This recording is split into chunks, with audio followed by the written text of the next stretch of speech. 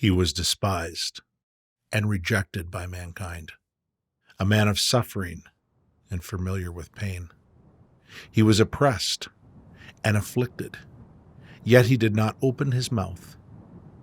But he was pierced for our transgressions.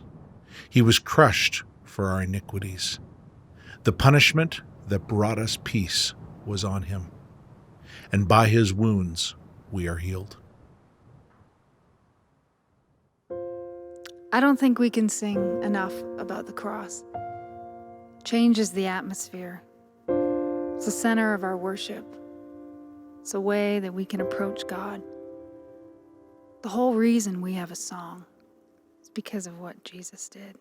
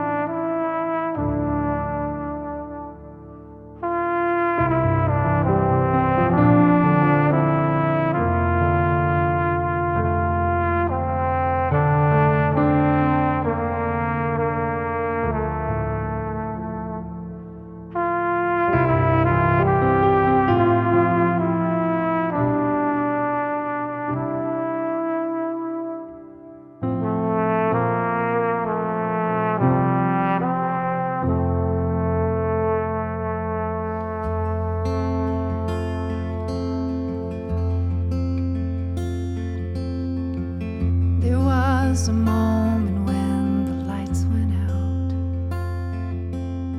when death has claimed its victory. The King of love had given up his life, the darkest day in history. There on a cross they made for sinners. For every curse his blood atoned. One final breath and it was finished. But not the end we could have known. For the earth began to shake.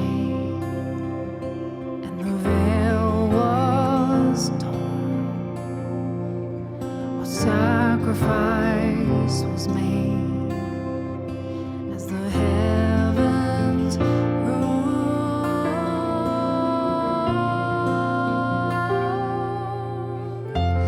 Oh, hail King Jesus! Oh, hail the Lord of heaven and earth! Oh, hail King Jesus!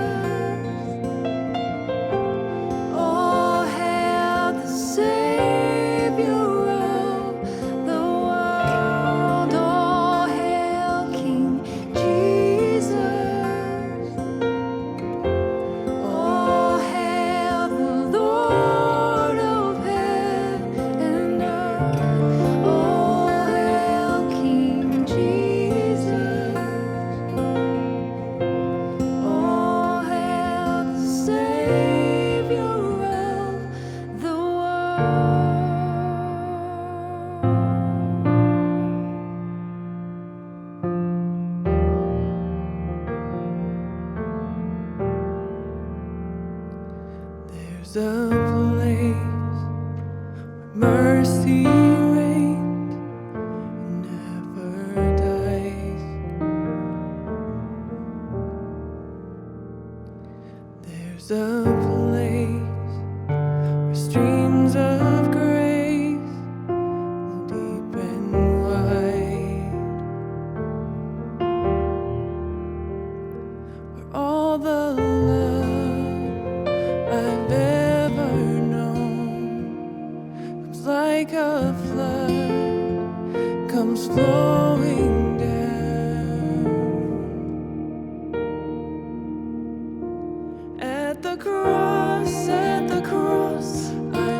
surrender my life. I'm in all of you. I'm in all of you. Where your love ran red and my sin washed white. I owe all to you. I owe all to you. Here my hope is found. Here on holy ground. Here I bow down.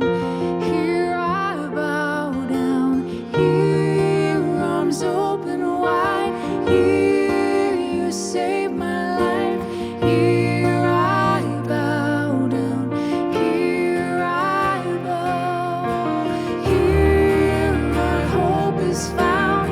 Here on holy ground. Here I bow down. Here I bow down. Here arms open wide. Here you save my life. Here I bow down. Here I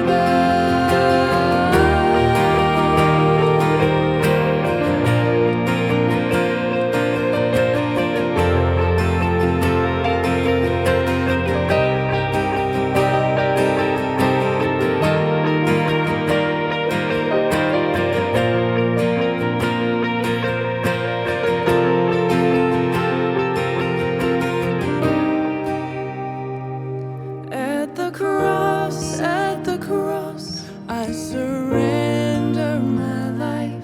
I'm in all of you. I'm in all of you. Where your love ran red and my sin washed white. I owe all to you. I owe all to you, Jesus.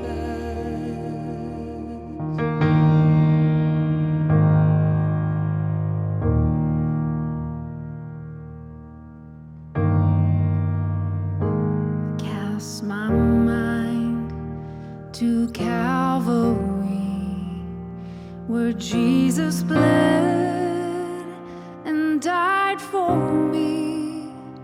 I see his wounds, his hands, his feet, my Savior on that cursed tree. His body bound and drenched in tears, they laid him down in Joseph's tomb, the entrance sealed by heavy stone. Messiah's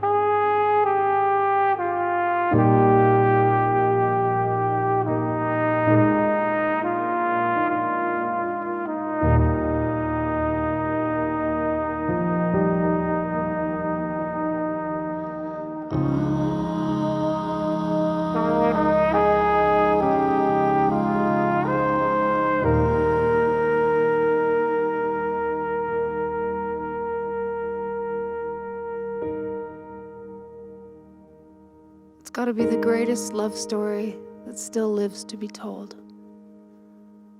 And we're all a part of it. And I pray that as we've sung, that we would see it all brand new again. Because it's the cross where we see things clearly. Amen.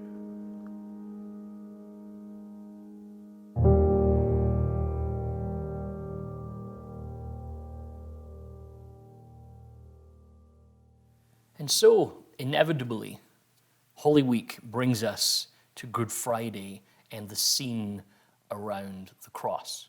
In Mark chapter 15, Mark describes the final moments of Jesus' life like this.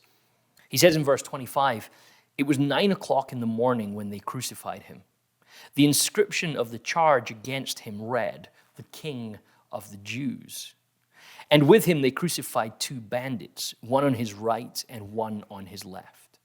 Those who passed by derided him, shaking their heads and saying, 'Aha, you who would destroy the temple and build it in 3 days, save yourself and come down from the cross.' In the same way, the chief priests, along with the scribes, were also mocking him among themselves and saying, 'He saved others, he cannot save himself. Let the Messiah, the King of Israel, come down from the cross now, so that we may see and believe.' Those who were crucified with him also taunted him. When it was noon, darkness came over the whole land until 3 in the afternoon.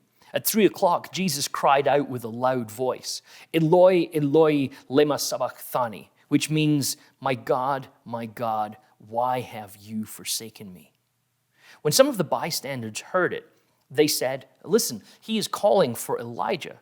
And someone ran and filled a sponge with sour wine and put it on a stick and gave it to him to drink, saying, "Wait, let's see whether Elijah will come and take him down." And then Jesus gave a loud cry and breathed his last. And the curtain of the temple was torn in 2 from top to bottom. Now, when the centurion who stood facing him saw that in this way he breathed his last, he said, "Truly, this man was God's son." If Good Friday is a series of dark moments, then this moment within Good Friday might be the darkest of all of them. Here we see Jesus in all of his humanity, in all of his vulnerability. He's betrayed, he is abandoned, he's denied, he is mocked, he's alone. The story reaches its darkest moment. Nature and history itself has combined to have God on a cross, and even the sun has failed to shine. Now, I wonder if the cry that Jesus utters from the cross, "God, why have you forsaken me?" I wonder if that's a kind of cry that you can relate to. It's definitely a cry that I can relate to at many points in my life, and perhaps even this exact moment in history that we're in right now. There's moments where we find ourselves just wondering where God is.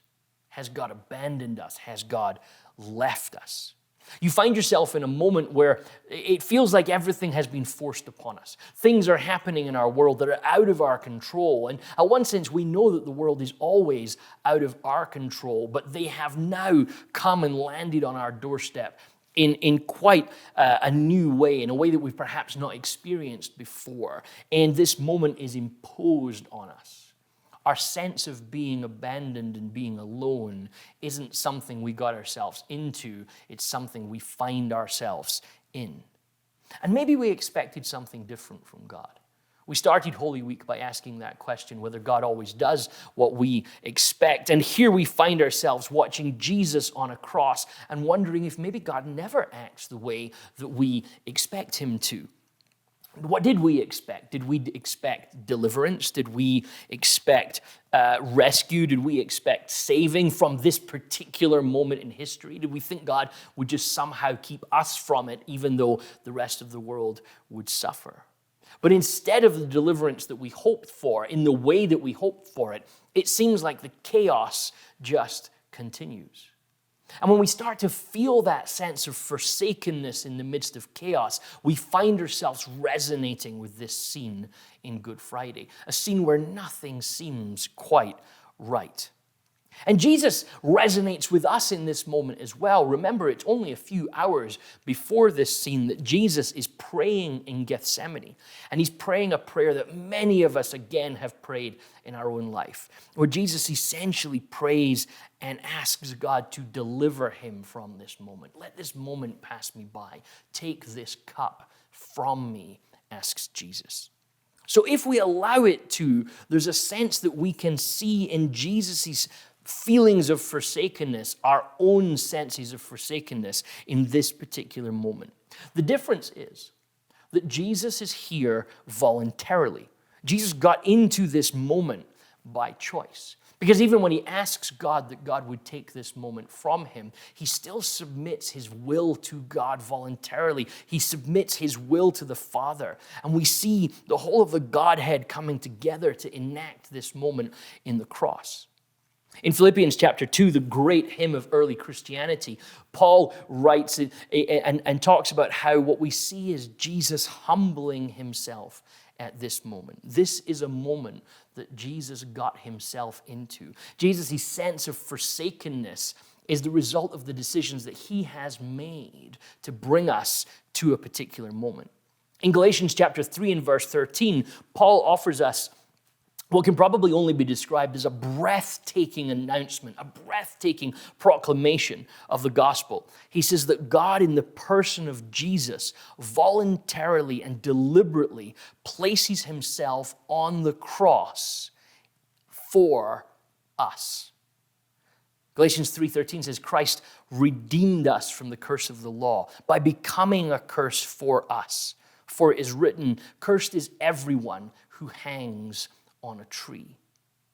So Jesus becomes what we need, and he knows what it's like to feel forsaken. This incredible story of Easter that we're still not all the way through, but in this moment of Good Friday and all of its terror and all of its forsakenness and all of its just ugliness of this scene, we see in the midst of it that a Jesus who makes a journey on our behalf, who experiences the deepest of human emotions and the deepest of what it is to be a human in this broken world. And he voluntarily does this. This isn't imposed on him. This isn't something that he finds himself in. This is something Jesus chooses to do for us. He does it for us to redeem us, Paul says. The word literally means to liberate us. That Jesus bought us back and set us free. So this horrible moment of forsakenness is also this moment of liberation. And maybe it's worth just spending a moment to say, well, but does God actually forsake Jesus? Does the Father actually turn his back on Jesus? Does God abandon him? Is Jesus really, truly, and ultimately alone? 9, says the great German theological giant that is Karl Barth. Barth says, no, God cannot be against himself. God cannot deny his true purpose. So while Jesus is in this moment of experiencing the deepest of human emotions and the deepest sense of loss and agony and disappointment, God has not left him alone. God is still on his side. And the Father and the Son and the Spirit are working together for our redemption. So Good Friday speaks to us at this moment in history, in this moment of our own sense of forsakenness, our own sense of loss and feeling like everything is against us. Good Friday remembers for us. In the place of our own memory, Good Friday tells us a story of a God who came in our place and felt our sense of forsakenness. And then it reminds us that God does not abandon us. And then after this cry of dereliction, Jesus breathes his last and he dies. God is crucified. Jesus is hung on a tree for us. And the final scene, it appears to be too much for the Roman soldier who is posted by these 3 crosses. His job is essentially just to prevent any interference with these criminals. His job is to ensure that the followers of these rebels, the followers of these bandits are not going to try and interfere either with a rescue mission, or sometimes what would happen is that they would try and just kind of speed the whole process up. So a Roman centurion is posted there to ensure the proper order and kind of the decree is carried out on the behalf of the rulers. So his job is simply to guard. And you get this sense that the Roman centurion isn't prepared for this day. And maybe none of us are prepared for Good Friday. Maybe none of us are able to expect what it is that happens. But this scene, this moment where all of creation and nature starts kind of combining into this moment. Temple curtain is torn in two, darkness covers the land. There's something going on at a cosmic level in this scene, and it's all too much for this Roman soldier to ignore. And instead what happens is it leads him to the truth. Truly, this man is the Son of God. But here's the fascinating thing about Mark's gospel. Mark has been telling us this story about Jesus from the very beginning. And when he introed Jesus to you at the very start of his gospel, he told you that Jesus was the Son of God. But the interesting thing is, at this moment here, at this moment by the cross, when a Roman centurion who represents the powers that are crucifying Jesus, this Roman centurion declares Jesus the Son of God. If you read Mark's gospel carefully, you realize one thing. This is the first time in the whole of Mark's gospel that a human has recognized Jesus as the Son of God. This moment here, this moment of Jesus dying and dead on a cross. Here, this moment is the moment that the humans realize who Jesus is. Like, why is it that it's this moment that we realize that? Why is it on the cross that we recognize Jesus as the Son of God? Why don't we recognize it in all of the great moments, the banquets and the parties? Why is it not in the happy moments of love and compassion? Why is it not in the miraculous moments of people fed and life saved and diseases cast out? Not in those moments do any of the humans recognize who truly Jesus is, but in the moment of his death. It's because the cross is redefining God to us. Whatever you think God is, and however you understand God, and whoever you think he is, the Bible wants you to know that this moment here on the cross, this is where you see him truly. This is where you see who Jesus really is. This is where you see God face to face and understand that he is not like you expected. God doesn't operate like you would operate. God doesn't work like you would work. God definitely doesn't do what we would do if we were him. And so there's this irony loaded into this scene on the cross. And the irony is this, that in the darkest and most difficult and most God-forsaken moments of anyone's life, this is where God is most clearly recognized. Brendan Manning says it like this: the cross is a confrontation with the overwhelming goodness of God revealed in the broken body of his only begotten Son. Like, we're all broken. So Jesus represents humanity at this moment in our brokenness. In one sense, we're all broken, and therefore to be alive is to be broken. But that doesn't make it harder to find God. That doesn't make it harder to encounter God, because we all need his grace. If we're all broken, then we're all in need of his grace. As one writer said, the ground is level at the foot of the cross. We all arrive at the same place. But here's perhaps the shocking thing about this particular moment. Here's the thing that's unbelievable, perhaps, even about this moment with the centurion. That this shocking moment tells us that you can meet God in the dark, in the brokenness. And the really shocking thing is, it might only be in the extreme brokenness, in the absolute chaos and darkness of having lost all hope. It might be when you're facing death that is the easiest and clearest place for you to meet God, for you to find him, or rather to be found by him. See, here's the thing. This is probably one of the darkest Good Fridays that you've encountered. It's probably one of the darkest Good Fridays that any of us have encountered. Definitely, in some sense, the collective nature of the darkness. It's worldwide. This isn't a dark moment for one particular family or one particular city or even one particular country. This is a dark moment for all of us, for humankind.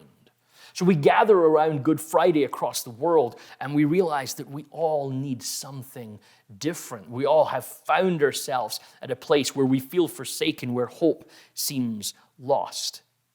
And what this account of Good Friday tells us then, this account of a Roman centurion representing everything that stood against, that brought Jesus to this cross, that stood against what he was doing, this soldier confessing Jesus at this particular moment, this tells us that your circumstances, that our circumstances, that the world's circumstances right now, they don't prevent us from finding and being found by Jesus in this particular moment. These circumstances don't prevent you from meeting him today. And whether that's to trust him and meet him for the first time or to bring yourself back to trust him and meet him for the 1,000th times, if Jesus can be found by a centurion that is supposed to be guarding him, then we can find Jesus in the darkness and the isolation of our own lives today. But I wonder if you noticed what the centurion actually said. Did you notice that the centurion said, truly this man was God's son? His confession of faith, his realization that Jesus was not what he had thought he was, his realization that something profound is going on in this moment. His realization was still tinged with the sense of loss. Truly this man was God's son. But you see, the cross is not the end of the story. The cross is not the conclusion. God is not finished. And do not for a moment think that this is the end of the story. People have tried, perhaps, throughout all of history to tell us that this is where this story ends. And to suggest that the story ends here makes rational sense. It makes sense as to how we understand the world. When people are nailed to a cross and left to die, that's the end of their story. But God doesn't work like that. That's not how this particular story is going. This story has roots that go deeper than that roots that go farther than that. And so often we find ourselves in these moments, in these stories, and the stories of our own lives, and we wonder, is this the end? But who said God was finished? Who said God was done? It's because this story, this great story, perhaps the greatest story ever told, ever lived out, and ever enacted in our history. This story is God's story, and it's not our story. It's God that's telling this story. And Paul reminds us in Romans chapter 4 and verse 17 just what type of God we're dealing with. You see, because this story is the story of the God who, as Paul says, who gives life to the dead and calls into being things that are not. This is the God who speaks life. And even where things from our capacity seem to be done, and dead is pretty well done in terms of how we would normally tell these stories. But that's not how this story is going. The cross, Stanley Hauerwas tells us, is where God's life crosses into our life to create a life otherwise unimaginable. In medieval times, forgiveness, and God's forgiveness in particular, was symbolized by a flowering cross. This image of the cross with flowers kind of growing out of its bark was used as a symbol to represent what it is that God has done in and through the cross. And I think about that as a scene. It's a strange, almost unimaginable scene of this horrific symbol of death that somehow becomes a symbol of and an image of life and of hope. the flowering cross becomes a way to recognize, and I think we need to hear this more now than we have perhaps ever needed to hear this, that God can work in the most hideous of situations. And so when you imagine a flowering cross, ask yourself that particular question. When is it the end? When is God out of ideas? When can God no more speak life into a situation? Well, if the cross can flower, the medieval theologians used to tell us, then that means that God can bring anything back to life, and that God can do good in even the darkest and most difficult situations. And if that's not what the cross on Good Friday tells us, then I don't know how else we can learn this story, because that's who Jesus is. That's what Jesus has been telling us, that in this moment of dereliction, in this moment of apparent forsakenness, in this moment which looks like the end has come, actually, this is where the story begins.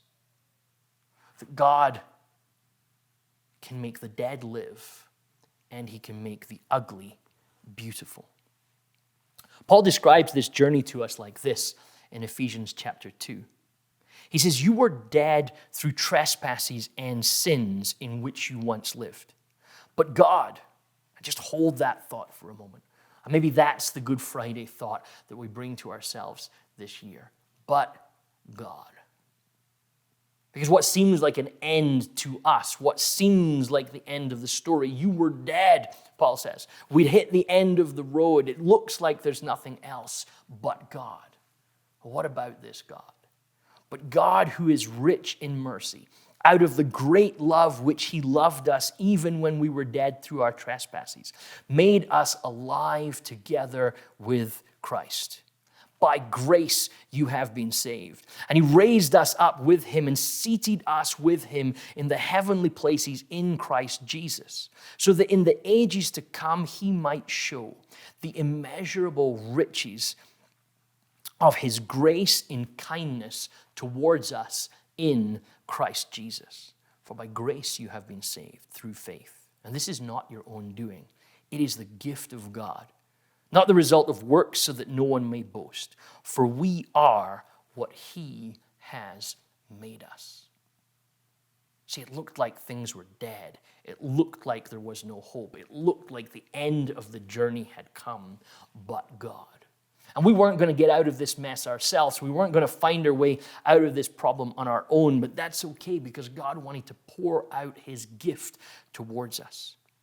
And so Paul then continues. He says, "Remember that you were at one time without Christ, being aliens from the commonwealth of Israel and strangers to the covenants of promise, having no hope and without God in the world.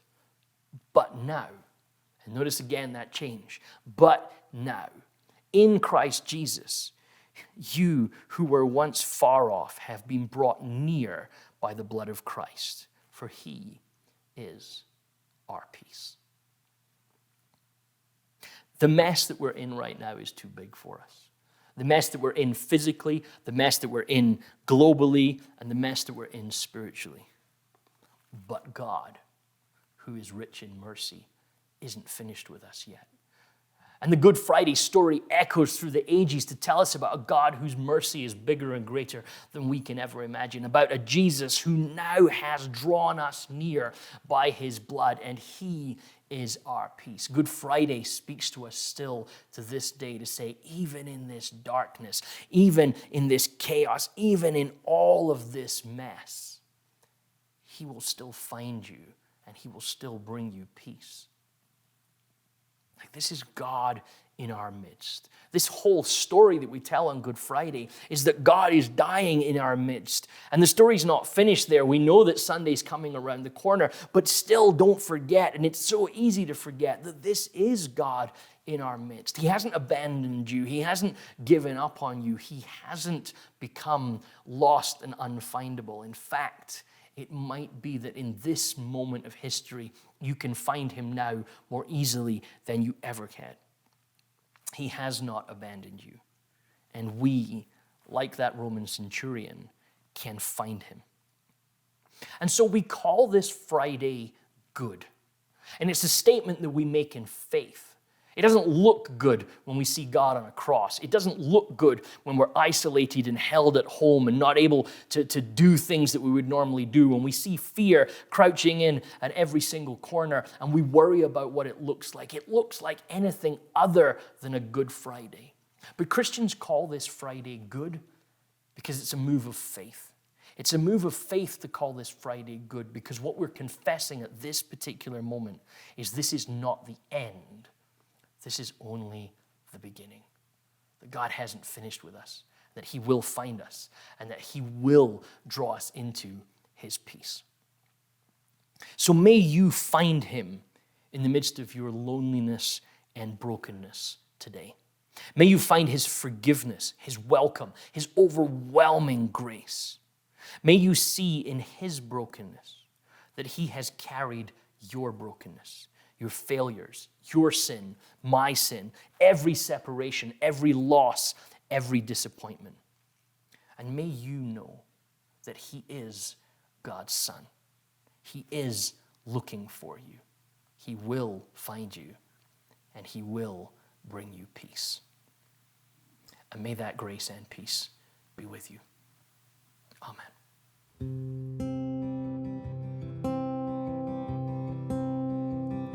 And I love you. All of my hope is in you. Jesus Christ, take my life, take all of me.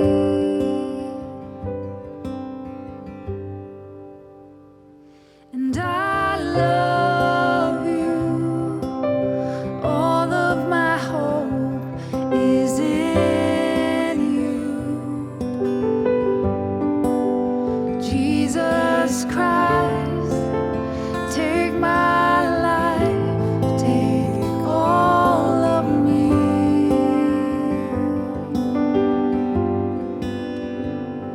And I love you so, and I give up my heart to say I need you so. My